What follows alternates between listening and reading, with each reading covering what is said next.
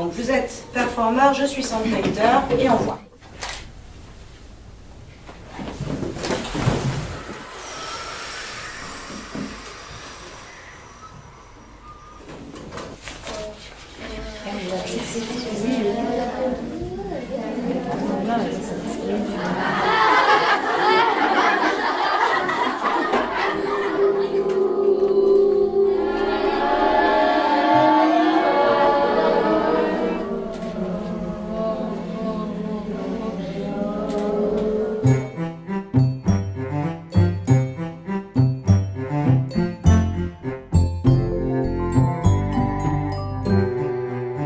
Le sound painting, c'est un langage en fait qui est basé, un langage universel qui est basé sur un système de signes non verbaux où on va s'adresser, où un sound painter s'adresse à ce qu'on appelle des performers.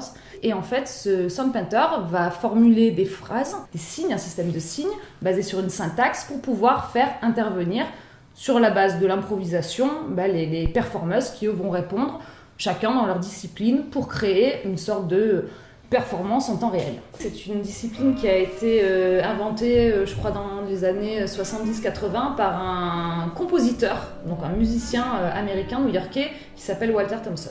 Et puis on peut dire que pour nous ça a été une découverte, n'est-ce pas? Non, et on a eu une formation. On a une intervenante qui s'appelle Audrey Vallarino, qui est certifiée dans cette discipline du sound painting, qui nous a appris, qui nous a enseigné ce langage. C'est un langage qui est basé sur je crois 1500 signes maintenant. Bon, on apprend là les rudiments pour pouvoir faire une improvisation. Comme on travaille déjà ensemble depuis quelques années et qu'on se fait une confiance totale, voilà.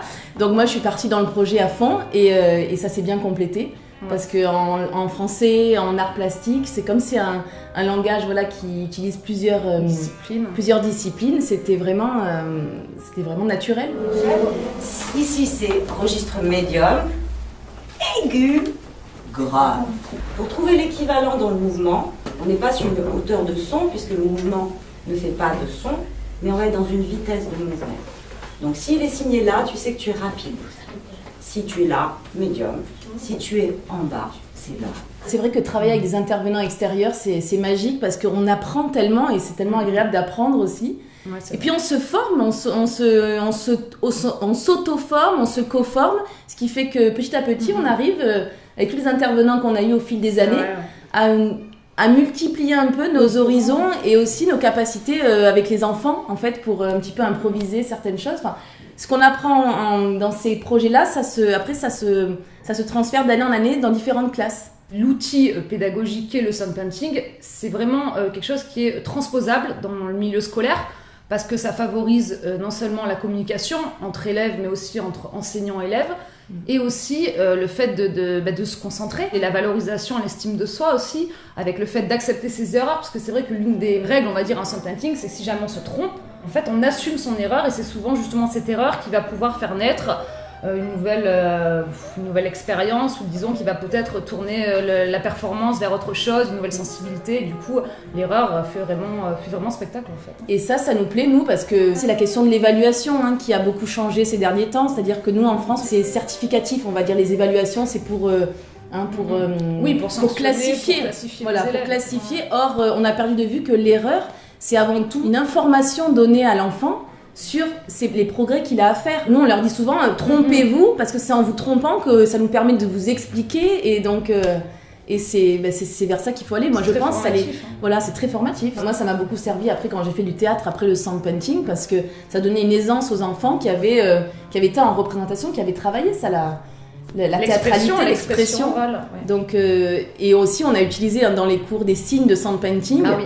Qui permettait de plus s'adresser aux enfants, taisez-vous, etc. Parce qu'il y a des signes.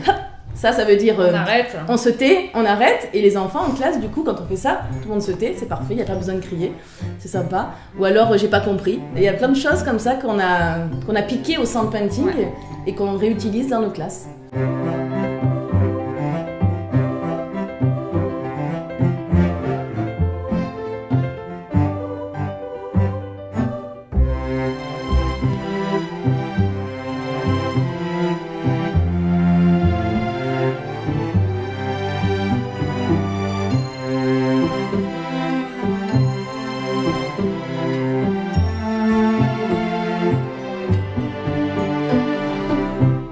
sound painting, bon, c'est quelque chose de collectif, de très coopératif, parce que finalement, la performance, elle a lieu que si tout le monde coopère, collabore ensemble. Mais au niveau vraiment de l'estime de soi, c'est-à-dire que les gamins, oui, on le voit qu'ils apprennent des choses et que du coup, ils sont plus concentrés. Il y a aussi le respect du sound painter, puisque c'est lui qui donne la consigne. Et en plus, c'est une consigne à laquelle on doit répondre très rapidement, immédiatement en fait. Donc il y a la notion d'improvisation aussi qui est intéressante, parce que c'est vrai que nous, dans les cours classiques au collège, c'est quelque chose qu'on ne travaille pas du tout.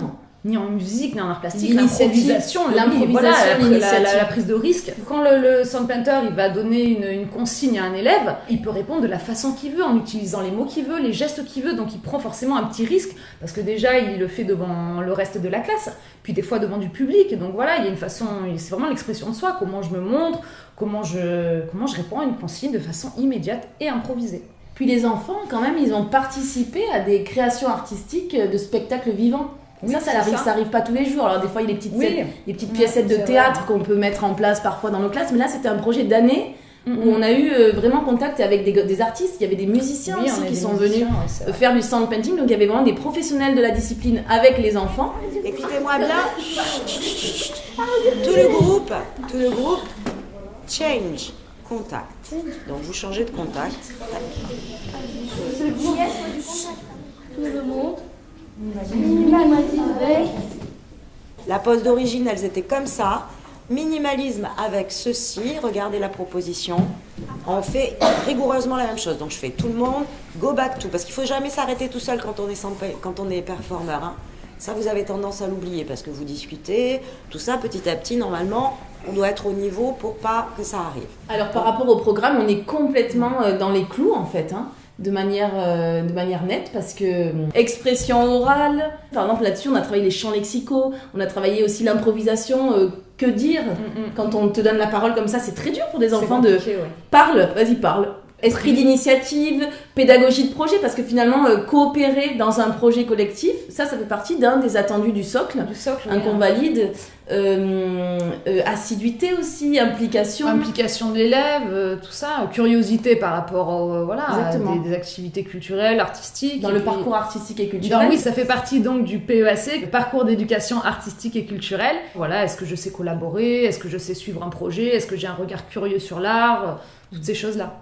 Et même aussi du parcours à venir, parce qu'ils vont rencontrer forcément des professionnels. Donc ils ont vu là des vrais musiciens, des professeurs du conservatoire, parler finalement le même langage qu'eux.